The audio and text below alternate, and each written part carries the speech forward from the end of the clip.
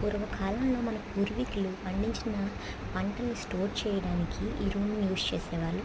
ఇందులో వరి, మినుములు అన్నీ స్టోర్ చేసుకునేవాళ్ళు. ఈ రూమ్ చాలా క్లోజ్డ్గా ఏ గాలి వెళ్ళకుండా ఉంటుంది. అప్పుడు కన్స్ట్రక్ట్ చేసిన ఇళ్ళకి కంపల్సరీగా ఈ రూమ్ అనేది ఉంచుకునేటట్టు చూసుకునేవారు. ఎందుకంటే అప్పుడు పండించిందంతా సంవత్సరం అంతా వాళ్ళు తినాలి కాబట్టి. కానీ ఇప్పుడు అలా కాదు, డైరెక్ట్గా పొలం నుంచి గవర్నమెంట్ బస్తాలతో కొనేస్తున్నారు. రైతులకి నష్టం వచ్చినా లాభం వచ్చినా అందరూ ఎలా అంటే అందరితో పాటు మనం కూడా అమ్మాల్సిందే, లేకపోతే ఆ ధాన్యం వేస్ట్ అయిపోతే మన కోసం మళ్ళీ సపరేట్గా తీసుకురారు కదా మన ధాన్యం కొనటానికి.